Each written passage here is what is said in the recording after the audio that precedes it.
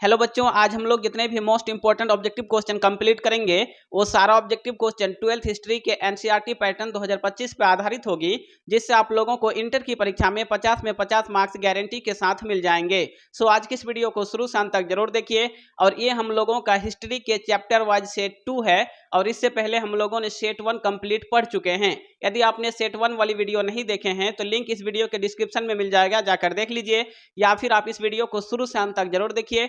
और अंत में यानी लास्ट में आपको यहाँ पे एक बॉक्स मिलेगी और इस बॉक्स में एक वीडियो होगी, वो हम लोगों का सेट 1 होगा, उसे आप जरूर देखिएगा, लेकिन इस सेट 2 को कंप्लीट देखने के बाद। तो चलिए आज की इस वीडियो को शुरू करते हैं। और इस वीडियो का पहला क्वेश्चन, फूट डालकर विजय प्राप्त करने का कार्य सर्वप्रथम किस राजा ने किया? फूट डालकर विजय प्राप्त करने का काम सर्वप्रथम किस राजा ने किया? तो एक का सही आंसर होगा ऑप्शन ए, अजातशत्रु ने। किसने? तो अजातशत्रु ने, यानी एक का जो सही आंसर है ना वो ऑप्शन ए होगा। चलिए आगे बढ़ते हैं। और यहाँ पे देखिए हम लोगों का सेकंड यानी दूसरा क्वेश्चन, जीवक वैध किस वंश के काल में था? जीवक वैध जो था वो किस वंश के काल में था? तो 2 का सही आंसर हो जाएगा ऑप्शन सी, हर्यक वंश। किस वंश के? तो हर्यक वंश के काल में था, तो 2 का सही आंसर हो जाएगा ऑप्शन सी। चलिए आगे देखते हैं। और यहाँ पे देखिए हम लोगों का थर्ड यानी तीसरा क्वेश्चन, अपने स्वयं के खर्चे से सुदर्शन झील की मरम्मत किसने कराई? अपने स्वयं के खर्चे से सुदर्शन झील की मरम्मत किसने कराई? तो 3 का सही आंसर हो जाएगा ऑप्शन सी, रुद्रदामन ने। किसने? तो रुद्रदामन ने, यानी 3 का जो सही आंसर है ना वो ऑप्शन सी होगा। चलिए आगे देखते हैं। और यहाँ पे देखिए हम लोगों का चौथा नंबर क्वेश्चन, पाटलिपुत्र नगर की स्थापना उदायन ने किस नदी के संगम पर की? पाटलिपुत्र नगर की स्थापना उदायन ने किस नदी के संगम पर की? तो 4 का सही आंसर हो जाएगा ऑप्शन डी, इन सभी के संगम पर, अर्थात गंगा, सोन और पुनपुन, ये तीनों। तो 4 का सही आंसर हो जाएगा ऑप्शन डी। चलिए आगे बढ़ते हैं। और यहाँ पे देखिए हम लोगों का 5 नंबर क्वेश्चन, क्वेश्चन नंबर 5, समस्त भारत ही नहीं एशिया एवं यूरोप में सर्वप्रथम हुनों को परास्त करने का श्रेय किस शासक को जाता है? तो 5 का सही आंसर हो जाएगा ऑप्शन बी, स्कंद गुप्त को। किसको? तो स्कंद गुप्त को, यानी 5 का जो सही आंसर है ना वो ऑप्शन बी होगा। नेक्स्ट हम लोगों का देखिए यहाँ पे 6 यानी 6 नंबर क्वेश्चन आप लोगों के सामने, यूरोप का समुद्रगुप्त कौन था? यूरोप का समुद्रगुप्त कौन था? तो 6 का सही आंसर हो जाएगा ऑप्शन बी, नेपोलियन बोनापार्ट। याद रखिएगा कि यूरोप का समुद्रगुप्त कौन था, तो नेपोलियन, अर्थात नेपोलियन बोनापार्ट, यानी 6 का जो सही आंसर है ना वो ऑप्शन बी होगा। चलिए आगे देखते हैं। और यहाँ पे देखिए हम लोगों का 7 यानी 7 नंबर क्वेश्चन, किसके अभिलेख में भूमिदान का उल्लेख मिलता है? किसके अभिलेख में भूमिदान का उल्लेख मिलता है? तो 7 का सही आंसर हो जाएगा ऑप्शन सी, प्रभावती गुप्त के। किसके? तो प्रभावती गुप्त के, यानी 7 का जो सही आंसर है ना वो ऑप्शन सी होगा। नेक्स्ट हम लोगों का देख सकते हैं यहाँ पे 8 नंबर क्वेश्चन, क्वेश्चन नंबर 8, भूमि अनुदान से संबंधित प्रथम अभिलेखीय प्रमाण किसका है? भूमि अनुदान से संबंधित प्रथम अभिलेखीय प्रमाण किसका है? तो 8 का सही आंसर हो जाएगा ऑप्शन बी, सातवाहन काल का। किसका? तो सातवाहन काल का, यानी 8 का जो सही आंसर है ना ऑप्शन बी हो जाएगा। चलिए आगे देखते हैं। और यहाँ पे देखिए हम लोगों का 9 नंबर क्वेश्चन, 510 ईस्वी में सती प्रथा के साक्ष्य वाला प्रथम अभिलेख कहाँ मिला है? तो 9 का सही आंसर हो जाएगा ऑप्शन ए, एरन सागर में। कहा? तो एरन सागर में, यानी 9 का जो सही आंसर है ना वो ऑप्शन ए होगा। और आप लोग मेरे साथ साथ आंसर करते जाइएगा, जिससे आप लोगों को पता चलेगा कि आपका कितना सही हुआ है और आपका कितना गलत हुआ है। ठीक है, अगर आप लोग इंटर की परीक्षा में 400 प्लस मार्क्स लाना चाहते हैं तो 1 मिनट ध्यान से सुनिएगा। क्या आप एक ऐसा स्पेशल बैच से जुड़ना चाहते हैं जिसमें आपको आर्ट्स के सभी सब्जेक्ट का मोस्ट इंपोर्टेंट क्वेश्चंस का पीडीएफ मिल सके और आपकी तैयारी बेहतर हो, जिससे आप आसानी से 80% प्लस मार्क्स ला सकते हैं? पिछले साल कई विद्यार्थियों ने 85% मार्क्स लाया था मात्र 1 महीना पढ़कर। अब आप लोग सोचिएगा कि पीडीएफ में ऐसा क्या रहेगा? तो पीडीएफ में ऑब्जेक्टिव सब्जेक्टिव क्वेश्चन आंसर के साथ रहेगा, साथ ही साथ आप लोगों को viral question, selected question, previous years का क्वेश्चन बैंक का सॉल्यूशन और लीक क्वेश्चन, आउट क्वेश्चन सब मिलेगा, जिससे आप लोग आसानी से 400 प्लस मार्क्स बना सकते हैं। ठीक है, पिछले साल मात्र 30 दिनों में बनाया था। अगर आप भी चाहते हैं कि आपका भी 400 प्लस मार्क्स आए तो आपको स्पेशल बैच ज्वाइन करना होगा और स्पेशल बैच में ज्वाइन होने के लिए आपको मात्र 199 रुपये पेमेंट करना होगा। क्या करना होगा? तो स्पेशल के लिए आपको 199 रुपये पेमेंट करना होगा और आपको सभी सब्जेक्ट का मोस्ट इंपोर्टेंट क्वेश्चंस का PDF एग्जाम तक मिलता रहेगा, जिससे आप आसानी से 80% प्लस यानी 400 प्लस मार्क्स आप आसानी से बना सकते हैं। अगर आप भी चाहते हैं कि आपके भी इंटर की परीक्षा में 400 प्लस मार्क्स आए तो यहाँ पे मेरा व्हाट्सएप नंबर देख सकते हैं। इन दोनों में से किसी एक पे आप व्हाट्सएप पे स्पेशल बैच लिख के मैसेज कीजिए तो आपको स्पेशल बैच में ज्वाइन किया जाएगा, जिसके लिए आपको मात्र 199 रुपये पेमेंट करना होगा। पेमेंट एक ही बार करना है, दोबारा करने की जरूरत नहीं है और 400 प्लस की गारंटी मैं दे रहा हूँ, क्योंकि मैं पिछले 6 साल से लगातार पढ़ा रहा हूँ। फुल एक्सपीरियंस के साथ मैं आपको बोल रहा हूँ। अगर आप भी चाहते हैं कि आपका भी मार्क्स अच्छा आए तो आप मैसेज जरूर कीजिएगा। चलिए आगे बढ़ते हैं और नेक्स्ट हम लोगों का 10 नंबर क्वेश्चन, किस शिलालेख से अशोक द्वारा कलिंग विजय का पता चलता है? किस शिलालेख से अशोक द्वारा कलिंग विजय का पता चलता है? तो 10 का सही आंसर हो जाएगा ऑप्शन डी 13वें। क्या होगा? तो 13वें यानी 10 का जो सही आंसर है ना वो ऑप्शन डी होगा। चलिए आगे बढ़ते हैं और नेक्स्ट हम लोगों का 11 नंबर क्वेश्चन, किस विद्वान ने मात्र अभिलेखों के आधार पर अशोक का इतिहास लिखने का श्लाघ्य प्रयास किया है? तो 11 का सही आंसर हो जाएगा ऑप्शन डी देवदत्त रामकृष्ण भंडारकर ने। किसने? तो देवदत्त रामकृष्ण भंडारकर ने, यानी 11 का जो सही आंसर है ना वो ऑप्शन डी नंबर होगा। चलिए आगे बढ़ते हैं और यहाँ पे देखिए हम लोगों का 12 नंबर क्वेश्चन, क्वेश्चन नंबर 12 आप लोगों के सामने, मौर्य कला का निम्न में से कौन सर्वाधिक महत्वपूर्ण नमूना है?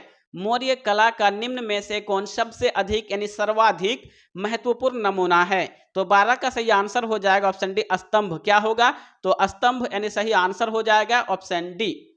नेक्स्ट हम लोगों का देख सकते हैं यहाँ पे 13 नंबर क्वेश्चन आप लोगों के सामने, 13 क्वेश्चन, इंडिका की रचना किसने की? इंडिका की रचना किसने की? तो 13 का सही आंसर हो जाएगा ऑप्शन बी मेगस्थनीज ने। याद रखिएगा कि इंडिका की रचना किसने की? तो मेगस्थनीज ने, यानी 13 का जो सही आंसर है ना वो ऑप्शन बी होगा।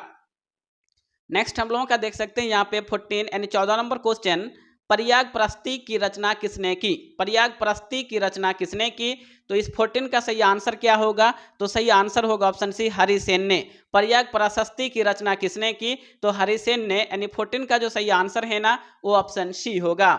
चलिए आगे बढ़ते हैं और यहाँ पे देखिए हम लोगों का 15 यानी 15 नंबर क्वेश्चन, गुप्तों के काल में कौन चीनी यात्री भारत आया? गुप्तों के काल में कौन चीनी यात्री जो है वो भारत आया था? तो 15 का सही आंसर हो जाएगा ऑप्शन बी फाहियान। कौन? तो फाहियान, यानी 15 का जो सही आंसर है ना वो ऑप्शन बी होगा फाहियान। चलिए आगे बढ़ते हैं और यहाँ पे हम लोगों का 16 नंबर क्वेश्चन, भारतीय इतिहास का कौन सा काल स्वर्ण काल के नाम से जाना जाता है? भारतीय इतिहास का कौन सा काल जो है वो स्वर्ण काल के नाम से जाना जाता है? तो 16 का सही आंसर हो जाएगा ऑप्शन बी गुप्त काल। क्या होगा? तो 16 का सही आंसर हो जाएगा ऑप्शन बी गुप्त काल। चलिए आगे देखते हैं और यहाँ पे देखिए हम लोगों का 17 यानी 17 नंबर क्वेश्चन, अशोक किस वंश का शासक था? अशोक जो था वो किस वंश का शासक था? तो 17 का सही आंसर होगा ऑप्शन बी मौर्य वंश। याद रखिएगा कि अशोक मौर्य वंश का शासक था, तो सही आंसर होगा ऑप्शन बी। नेक्स्ट क्वेश्चन और यहाँ पे देखिए हम लोगों का 18 नंबर क्वेश्चन, कौटिल्य की कृति है। कौटिल्य की कृति है, तो 18 का सही आंसर हो जाएगा ऑप्शन बी अर्थशास्त्र। कौटिल्य की कृति क्या है? तो अर्थशास्त्र, यानी 18 का जो सही आंसर है ना वो ऑप्शन बी होगा। चलिए आगे देखते हैं और यहाँ पे देखिए हम लोगों का 19 नंबर क्वेश्चन, मैगस्थनीज भारत में किसके दरबार में आया? मैगस्थनीज जो भारत आया था वो किसके दरबार में आया था? तो 19 का सही आंसर होगा ऑप्शन ए चंद्रगुप्त मौर्य के। याद रखिएगा कि मैगस्थनीज भारत में किसके दरबार में आया? तो चंद्रगुप्त मौर्य, यानी 19 का जो सही आंसर है ना वो ऑप्शन ए होगा। और नेक्स्ट हम लोगों का 20 नंबर क्वेश्चन, समुद्रगुप्त की जानकारी होती है। समुद्रगुप्त की जानकारी होती है, तो 20 का सही आंसर हो जाएगा ऑप्शन बी प्रयाग प्रशस्ति से। किससे? तो प्रयाग प्रशस्ति से, यानी 20 का जो सही आंसर है ना वो ऑप्शन बी होगा। नेक्स्ट क्वेश्चन की ओर बढ़ते हैं और नेक्स्ट हम लोगों का देखिए यहाँ पे 21 नंबर क्वेश्चन, क्वेश्चन नंबर 21 यानी 21, पाटलिपुत्र की स्थापना किसने की? तो पाटलिपुत्र की स्थापना उदयन ने की, तो 21 का जो सही आंसर है ना वो ऑप्शन बी होगा उदयन। चलिए आगे देखते हैं और यहाँ पे देखिए हम लोगों का 22 नंबर क्वेश्चन, क्वेश्चन नंबर 22, नवरत्न किस शासक के दरबार में रहते थे? नवरत्न किस शासक के दरबार में रहते थे? तो 22 का जो सही आंसर है ना ऑप्शन डी होगा चंद्रगुप्त विक्रमादित्य। याद रखिएगा कि नवरत्न किस शासक के दरबार में रहते थे? तो चंद्रगुप्त विक्रमादित्य, यानी 22 का जो सही आंसर है ना वो ऑप्शन डी होगा। और यहाँ पे देखिए हम लोगों का 23 नंबर क्वेश्चन, अभिज्ञान शकुंतलम के रचनाकार हैं। अभिज्ञान शकुंतलम के रचनाकार कौन हैं? तो 23 का सही आंसर होगा ऑप्शन ए कालिदास। क्या होगा? तो कालिदास, यानी 23 का जो सही आंसर है ना वो ऑप्शन ए होगा। नेक्स्ट हम लोगों का देखिए यहाँ पे 24 number question, question number 24, Prayag प्रशस्ति का संबंध किस गुप्त शासक से है? प्रयाग प्रशस्ति का संबंध जो है वो किस गुप्त शासक से है? तो 24 का सही आंसर होगा ऑप्शन बी समुद्रगुप्त। क्या होगा? तो समुद्रगुप्त, यानी 24 का सही आंसर होगा ऑप्शन बी। नेक्स्ट हम लोगों का देखिए यहाँ पे 25 नंबर क्वेश्चन, क्वेश्चन नंबर 25, प्राचीन भारत में अभिलेख की शुरुआत किस शासक ने की? प्राचीन भारत में अभिलेख की शुरुआत जो की थी वो किस शासक ने की थी? तो 25 का सही आंसर होगा ऑप्शन बी अशोक ने। किसने? तो अशोक ने, यानी 25 का सही आंसर होगा ऑप्शन बी। नेक्स्ट हम लोगों का देखिए यहाँ पे 26 नंबर क्वेश्चन, किस शासक को प्रियदर्शी कहा गया है? किस शासक को प्रियदर्शी कहा गया है? तो 26 का सही आंसर हो जाएगा ऑप्शन ए अशोक को। याद रखिएगा कि अशोक को प्रियदर्शी कहा गया है, तो 26 का जो सही आंसर है ना वो ऑप्शन ए होगा। और नेक्स्ट हम लोगों का 27 नंबर क्वेश्चन, दुर्योधन की मां कौन थी? दुर्योधन की मां कौन थी? तो 27 का सही आंसर होगा ऑप्शन ए गांधारी। याद रखिएगा कि दुर्योधन की मां कौन थी? तो गांधारी, यानी 27 का जो सही आंसर है ना वो ऑप्शन ए होगा। नेक्स्ट हम लोगों का देखिए यहाँ पे 28 number question, question number 28, Gangaputra किसे कहा जाता था? गंगापुत्र किसे कहा जाता था? तो 28 का सही आंसर हो जाएगा ऑप्शन सी भीष्म पितामह को। याद रखिएगा कि गंगापुत्र किसे कहा जाता था? तो भीष्म को, यानी 28 का जो सही आंसर है ना वो ऑप्शन सी होगा। और नेक्स्ट हम लोगों का 29 नंबर क्वेश्चन, मौर्य काल के टकसाल का प्रधान कौन था? मौर्य काल के टकसाल का प्रधान कौन था? तो 29 का सही आंसर होगा ऑप्शन डी लक्षणाध्यक्ष। क्या होगा? लक्षणाध्यक्ष, यानी 29 का जो सही आंसर है ना वो ऑप्शन डी होगा। नेक्स्ट हम लोगों का देखिए यहाँ पे 30 यानी 30 नंबर क्वेश्चन आप लोगों के सामने, पतंजलि के महाभाष्य से किसकी जानकारी मिलती है? पतंजलि के महाभाष्य से किसकी जानकारी मिलती है? तो 30 का सही आंसर हो जाएगा ऑप्शन ए मौर्य काल की। किसकी? तो मौर्य काल की, यानी सही आंसर होगा ऑप्शन ए। नेक्स्ट हम लोगों का देखिए यहाँ पे 31 नंबर क्वेश्चन, धम्म महामात्रों को किसने नियुक्त किया? धम्म महामात्रों को किसने नियुक्त किया था? तो 31 का सही आंसर हो जाएगा ऑप्शन सी अशोक ने। किसने? तो अशोक ने, यानी सही आंसर हो जाएगा ऑप्शन सी। नेक्स्ट आगे बढ़ते हैं और यहाँ पे देखिए हम लोगों का 32 नंबर क्वेश्चन, अर्थशास्त्र एवं इंडिका से किस राजवंश के बारे में जानकारी मिलती है? अर्थशास्त्र एवं इंडिका से किस राजवंश के बारे में जानकारी मिलती है? तो 32 का जो सही आंसर है ना ऑप्शन ए होगा मौर्य। किस राजवंश की? तो मौर्य राजवंश की, यानी 32 का सही आंसर हो जाएगा ऑप्शन ए। नेक्स्ट हम लोगों का देखिए यहाँ पे 33 यानी 33 नंबर क्वेश्चन आप लोगों के सामने, एलौरा में कैलाश मंदिर किस राजवंश ने निर्मित कराया? एलौरा में कैलाश मंदिर जो है उसको किस राजवंश ने निर्मित करवाया था? तो 33 का सही आंसर हो जाएगा ऑप्शन डी राष्ट्रकूट ने। किसने? तो राष्ट्रकूट ने, यानी 33 का जो सही आंसर है ना वो ऑप्शन डी होगा। नेक्स्ट हम लोगों का देखिए यहाँ पे 34 नंबर क्वेश्चन, 16 महाजनपदों में सबसे शक्तिशाली महाजनपद कौन सा था? 16 महाजनपदों में सबसे शक्तिशाली महाजनपद कौन सा था? तो 34 का सही आंसर हो जाएगा ऑप्शन ए मगध। कौन था? तो मगध, यानी सही आंसर होगा ऑप्शन ए। नेक्स्ट हम लोगों का देखिए यहाँ पे 35 नंबर क्वेश्चन, क्वेश्चन नंबर 35, पुराणों की संख्या कितनी है? पुराणों की संख्या कितनी है? तो 35 का सही आंसर होगा ऑप्शन बी 18 यानी 18। पुराणों की संख्या 18 यानी 18 है, तो सही आंसर हो जाएगा ऑप्शन बी। नेक्स्ट क्वेश्चन की ओर बढ़ते हैं और नेक्स्ट हम लोगों का देखिए 36 नंबर क्वेश्चन, अर्थशास्त्र के लेखक कौन हैं? अर्थशास्त्र के लेखक कौन हैं? तो 36 का सही आंसर होगा ऑप्शन सी कौटिल्य और चाणक्य। याद रखिएगा कि अर्थशास्त्र के लेखक कौन हैं? तो कौटिल्य और चाणक्य, यानी 36 का सही आंसर जो है ना वो ऑप्शन सी होगा। नेक्स्ट हम लोगों का देखिए यहाँ पे 37 नंबर क्वेश्चन, वज्जी को सामाजिक ग्रंथों में कहा गया है? वज्जी को सामाजिक ग्रंथों में क्या कहा गया है? तो 37 का सही आंसर हो जाएगा ऑप्शन बी गणतंत्र। क्या? तो गणतंत्र कहा गया है, यानी सही आंसर होगा ऑप्शन बी। नेक्स्ट हम लोगों का देख सकते हैं यहाँ पे 38 नंबर क्वेश्चन, जनपद शब्द का शाब्दिक अर्थ है, यानी जनपद शब्द जो है इसका शाब्दिक अर्थ क्या है? तो 38 का सही आंसर होगा ऑप्शन ए जहां लोग अपना घर बनाते हैं।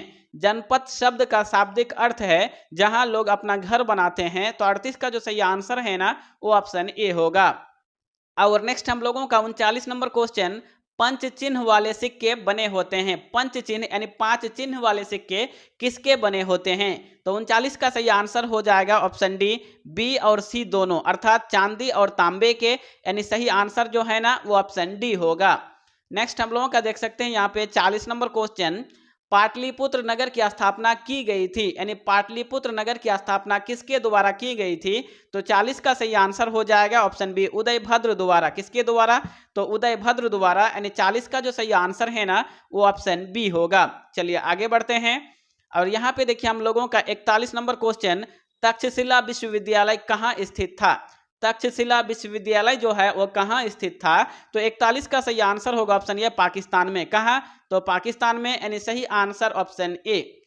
नेक्स्ट हम लोगों का देखिए यहाँ पे 42 number question, question number 42, Fahien किसके शासनकाल में भारत आया था? फाहियान जो था वो किसके शासनकाल में भारत आया था? तो 42 का सही आंसर होगा ऑप्शन सी, चंद्रगुप्त द्वितीय। किसके काल में? तो चंद्रगुप्त द्वितीय के, यानी 42 का जो सही आंसर है ना वो ऑप्शन सी होगा। नेक्स्ट हम लोगों का देख सकते हैं यहाँ पे 43 number question, question number 43, Bharat का नेपोलियन किस शासक को कहा जाता है? भारत का नेपोलियन जो है वो किस शासक को कहा जाता है? तो 43 का सही आंसर होगा ऑप्शन बी, समुद्रगुप्त को। किसको? तो समुद्रगुप्त को, यानी सही आंसर होगा ऑप्शन बी। नेक्स्ट हम लोगों का देख सकते हैं यहाँ पे 44 नंबर क्वेश्चन, कनिष्क का राजरोहण कब हुआ था? कनिष्क का राज आरोहण जो हुआ था वो कब हुआ था? तो 44 का सही आंसर होगा ऑप्शन बी, 78 ईस्वी में। कब हुआ था? तो 78 ईस्वी में, यानी सही आंसर जो है ना वो ऑप्शन बी होगा। नेक्स्ट हम लोगों का देख सकते हैं यहाँ पे 45 नंबर क्वेश्चन, मौर्य साम्राज्य का प्रथम शासक कौन था? मौर्य साम्राज्य का प्रथम शासक कौन था? तो 45 का सही आंसर होगा ऑप्शन बी, चंद्रगुप्त मौर्य था। कौन था? तो चंद्रगुप्त मौर्य, यानी सही आंसर होगा ऑप्शन बी। नेक्स्ट हम लोगों का देखिए यहाँ पे 46 नंबर क्वेश्चन, मैगस्थनीज कौन था? मैगस्थनीज जो था वो कौन था? तो 46 का सही आंसर हो जाएगा ऑप्शन सी, राजदूत था। याद रखिएगा कि मैगस्थनीज कौन था? तो मैगस्थनीज एक राजदूत था, यानी 46 का जो सही आंसर है ना वो ऑप्शन सी होगा। नेक्स्ट हम लोगों का देखिए यहाँ पे 47 यानी 47 नंबर क्वेश्चन, धम्म की शुरुआत किसने की थी? धम्म जो है इसकी शुरुआत किसने की थी? तो 47 का सही आंसर हो जाएगा ऑप्शन सी, अशोक ने। याद रखिएगा कि धम्म की शुरुआत किसने की थी? तो अशोक ने, यानी 47 का सही आंसर होगा ऑप्शन सी। नेक्स्ट हम लोगों का देख सकते हैं यहाँ पे 48 नंबर क्वेश्चन, मौर्य साम्राज्य का तृतीय शासक कौन था? मौर्य साम्राज्य का तृतीय शासक कौन था? तो 48 का सही आंसर होगा ऑप्शन ए, अशोक था। कौन? तो अशोक, यानी सही आंसर होगा ऑप्शन ए।